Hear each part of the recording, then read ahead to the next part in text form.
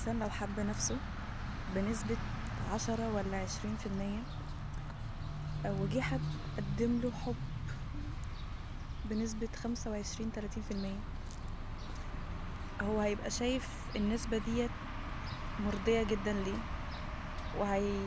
هيظن في نفسه ان هو ده الحب، وان هو ده مفيش اعلى من كده اصلا. هي منظوره ضيق في الحتة دي، ضيق ان هو الافق بتاعته مش عارفة تبص على اكتر من كده، فجه حد اداله زيادة شوية افتكر ان ده هو wow this is amazing. تمام.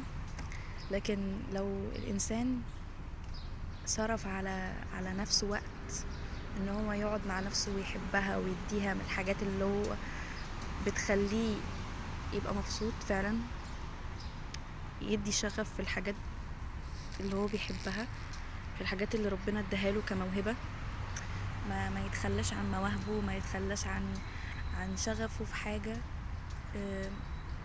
فعلى من نسبة حبه لنفسه لنسبة 30-40، فهيجيله شخص بنسبة 50 هيبهره، وهيبقى فاكر برضو ان هو ده الحب وان هو ده الواو، مفيش اعلى من كده.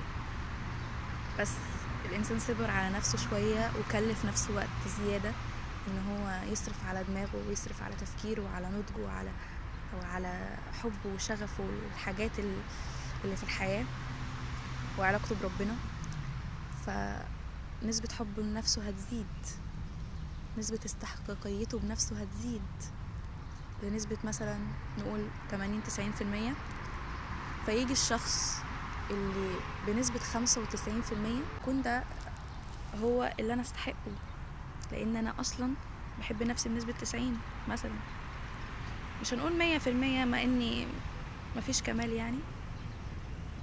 فالشخص اللي هيجيلي ب95 ده اللي أنا هكون فعلا ده اللي أنا استحقه، لأن أنا صرفت على نفسي، فمن حقي إن أنا يجيلي حد يكون هو كمان واصل في حتة إن هو صرف على نفسه. لازم يكون حد أعلى مني في حاجة، لأن هي زي ما قلنا الحياة انت هتشارك فيها أفكار ومسؤولية وحاجات كتير، فلازم حد يكون بيضيف لي وأنا بضيف له.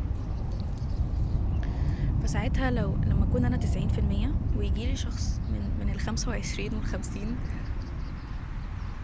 مش هبص أصلا ومش هرضى، لأني أنا هكون عن اقتناع تام هذا الشخص لا يناسبني. فاهمين؟ ودي حاجة برضو بالذات في البنات يعني ممكن تبقى مؤذية شوية، لأني احنا كل ما بنعلى في التفكير كل ما فئة الناس اللي هتحوطك أو فئة الفرص ليكي هتقل. طب ليه؟ لأن المجتمع بتاعنا أصلا هو متوسط تحت المتوسط، فالفئة اللي هي أعلى من المتوسط دي فئة قليلة شوية بنحتاج ندور عليها.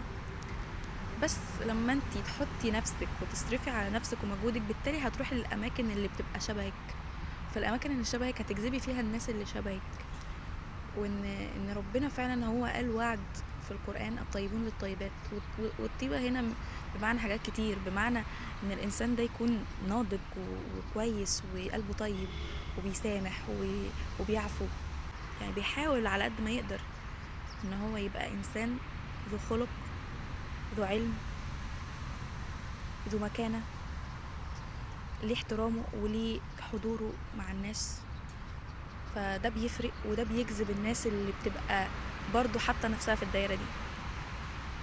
فعشان كده احنا قبل ما ندور على حاجة برا نزرعها في نفسنا وهي هتجيلنا.